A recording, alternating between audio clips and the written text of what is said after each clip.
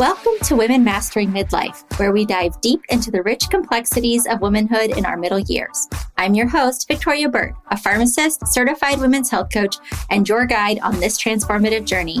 Whether you're navigating perimenopause, thriving in menopause, or mastering midlife's many transitions, this is your weekly dose of expert guidance, compassionate support, and a judgment-free space to explore it all. Together, we will rewrite the narrative around this remarkable stage from being something to dread into a beautiful transition.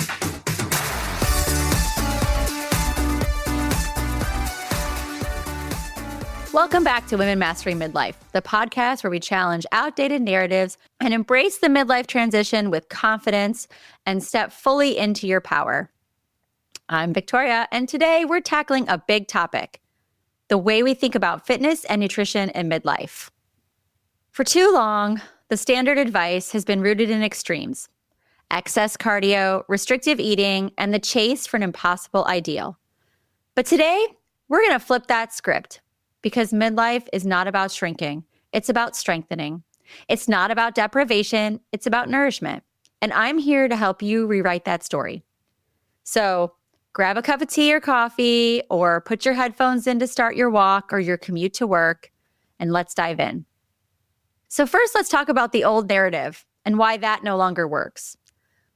Let's start by unpacking the old narrative that so many of us were conditioned to believe. For decades, the fitness industry told us that cardio was king.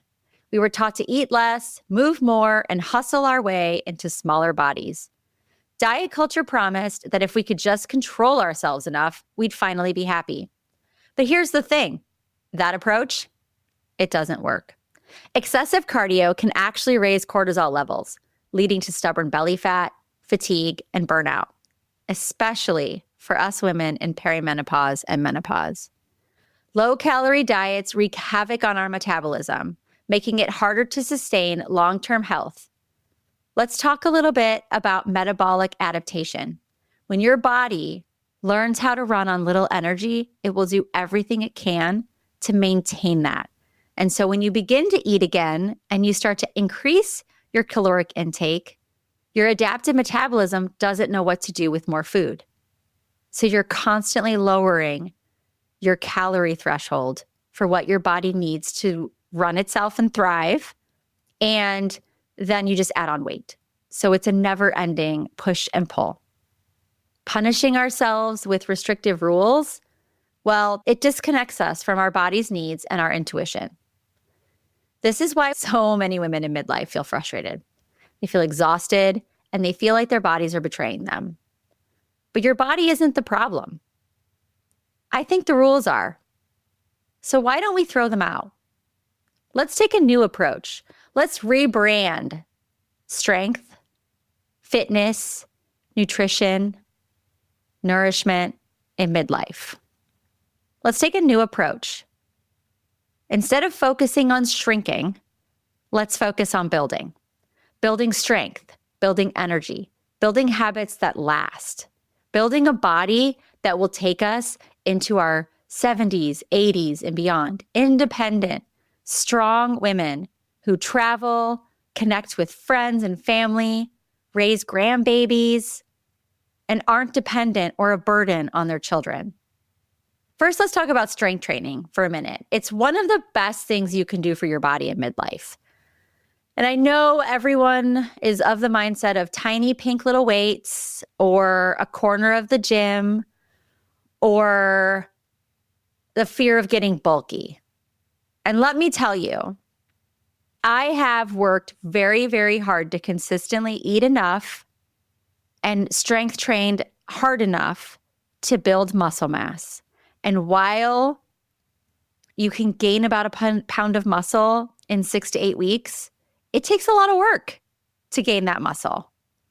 And 1 pound of muscle does not a She-Hulk make. So let's remind ourselves that the amount of work that women bodybuilders are doing and the amount of caloric restriction and possibly the introduction of agents that aid, like anabolic steroids or other peptides and supplements that they might be taking, not creatine. Creatine does not make you bulky. We will get to creatine. But I'm talking about illicit substances or enhanced practices to actually gain muscle. Those women are doing extra special things. Strength training 3 to 5 days a week does not a She-Hulk make. It helps you maintain muscle mass, it helps support bone health, and it boosts metabolism. Things that naturally decline as we age unless we take action. So your body needs resistance training, weight training that puts stress on your bones and your muscles to help them break down and rebuild to be stronger. If you're not actively lifting heavy enough, lifting more than a daily exertive output of energy, you're not going to see the changes to your bones and your muscles. We're not talking about becoming bulky. We're talking about being capable. And when it comes to nutrition, the goal isn't restriction, it's nourishment. We need to stop eating less than 1,200 calories a day. Midlife women need protein to support muscle. Protein is the Lego block that builds the house. If you don't have enough Lego blocks, you can't build a house. If you don't eat enough protein, you're not building muscle. That's just the way it is. Aim for 0.8 to 1 gram of protein per pound of ideal body weight. So if you are 20 pounds overweight, your ideal body weight is 100 pounds, you should be eating 100 grams of protein per day, consistently. Not 3 days a week, not once a week, but consistently. And if your ideal body weight is 135 pounds and you can't eat 135 grams of protein a day, that just seems impossible when you start to recognize you're eating 50 to 60 grams of protein a day, then you know what? Start with 100 as a goal. And the more you incorporate protein into your diet, the more you're going to recognize that your body is becoming accustomed to it and you can increase from that. You need healthy fats to fuel your hormones. So fats in your diet make your hormones. They're the building blocks for hormones. Protein, building blocks for muscle. Healthy fats, protein for building blocks for hormones. So if your body is still in perimenopause and still producing progesterone and testosterone and estrogen, you need to be eating healthy fats to help fuel the production and support of your natural hormones. Are you standing in front of your mirror, barely recognizing the woman looking back at you? Perhaps you're lying awake at 3 a.m., body betraying you with another hot flash or night sweat, wondering if this is just how life has to be now. As a pharmacist and women's health coach, I've walked this path, both personally and alongside hundreds of women just like you. That's why I've created 2 powerful ways to reclaim your midlife journey: the Women Mastering Midlife community and personalized one-on-one coaching. In our community, you'll find your tribe, women who understand exactly what you're experiencing. Together, we'll navigate perimenopause and menopause with evidence-based strategies, twice monthly group coaching sessions, and a judgment-free space to share your story. But if you're craving deeper, personalized support, my one-on-one coaching program offers dedicated guidance tailored specifically to your body, your symptoms, and your life circumstances. No more Googling at midnight, no more trial and error with miracle solutions that leave you frustrated and depleted. Are you ready to transform your midlife experience? Book a free discovery call with me today. You will find the link to schedule in the show notes or check out www.womenmasteringmidlifecoaching.com for more information. In just 15 minutes, we'll explore whether community membership or one-on-one coaching aligns best with your needs, because you deserve to do more than just survive this transition. You deserve to thrive. Join us in aging boldly, beautifully, and on our own terms. You also need fiber to keep your digestion and your blood sugar in check. 25 grams of fiber a day is the goal, ladies. We need 25 grams, soluble and insoluble fibers, leafy greens, things you have to chew, fruits, apples, starchy potatoes, not just a powder you put into your morning tea. We need to be chewing and eating fiber. And this is a conversation about balance and not deprivation. Okay, we need to cut out the 24-hour fasts and the restrictive dieting, because you know what else? Most importantly, this conversation is about sustainability. right? We don't need a 6-week crash course diet in midlife. We need sustainable habits. The best fitness and nutrition plan is the one you can maintain, not just for a season, not just for 21 days or 30 days or whatever, but for your whole life. These need to be incorporations that make sense with your traditions, your lifestyle, your budget, also your joy.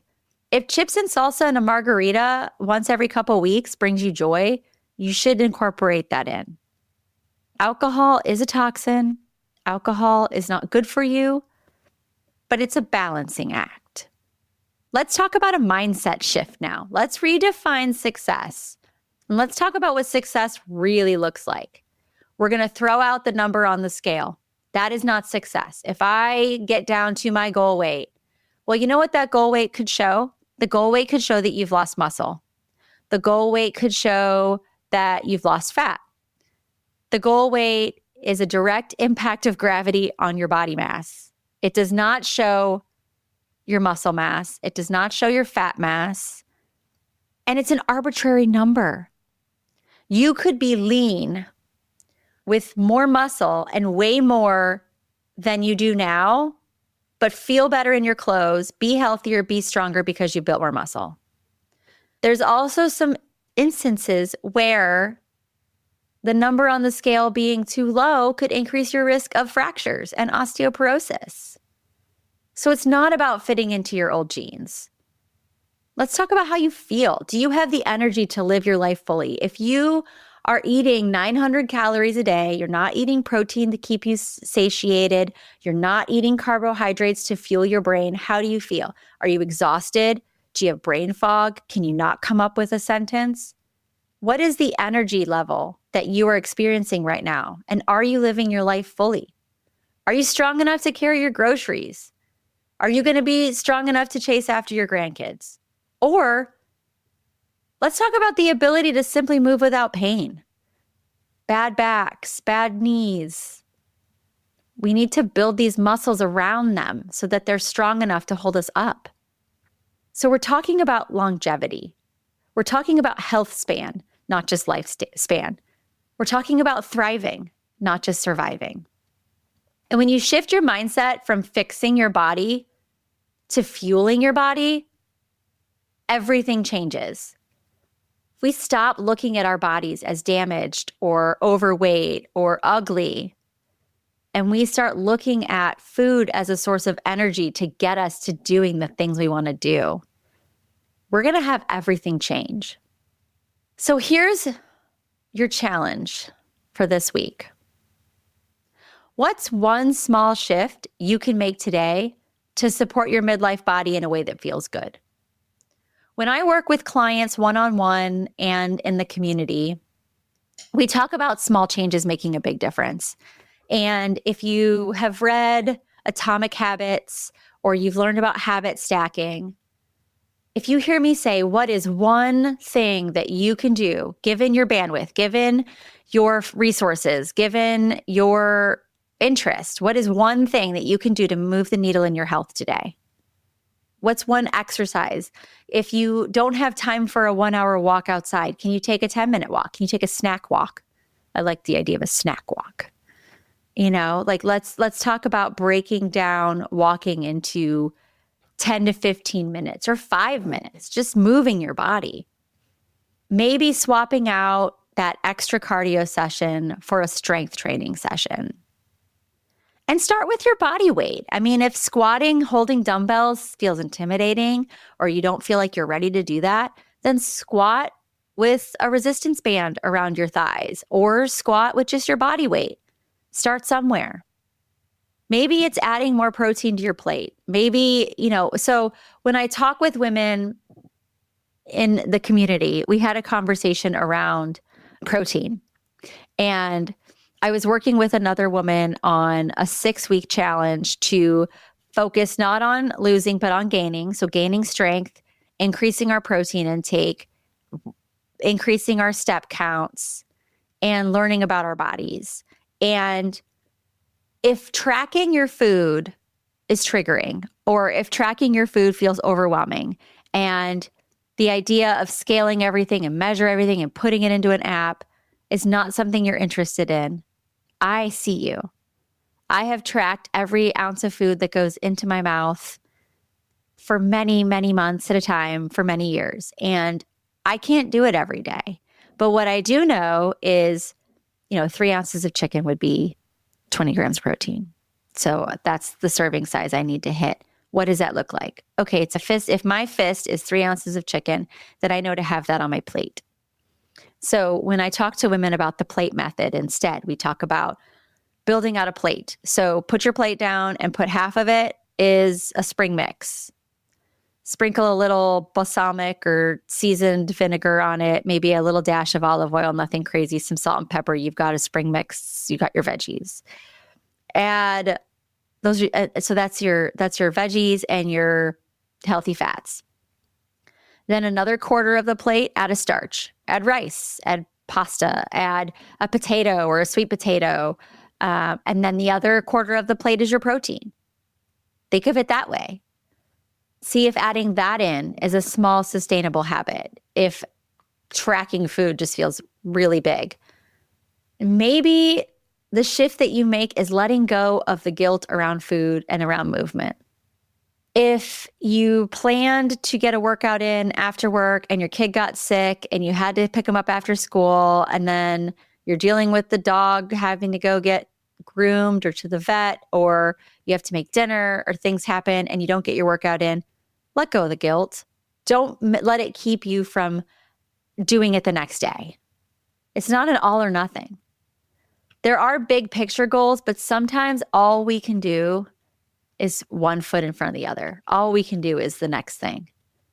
So let go of the guilt around food. If you, like, Easter's coming, if you have a Cadbury cream egg, enjoy it. Those Cadbury mini eggs were like crack in my house, I swear. It's like, I can't just have one. That's okay. I'm going to let that go. I'll make a better choice tomorrow, or a different choice. Maybe not even a better choice, because you know what? Those Cadbury mini eggs are really gosh darn good. Your body's not your enemy. It's your home. Please remember that. And your home needs care, not punishment.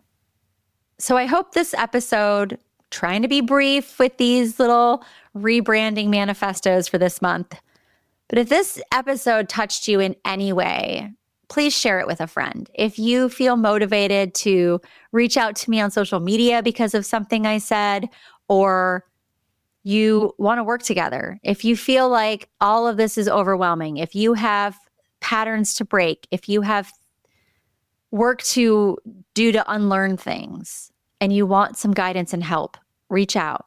That's what I do with women every day. I have the Women Mastering Midlife community, which is a low monthly fee to have habits and workouts and recipes and a place to share and a way to get in touch with me.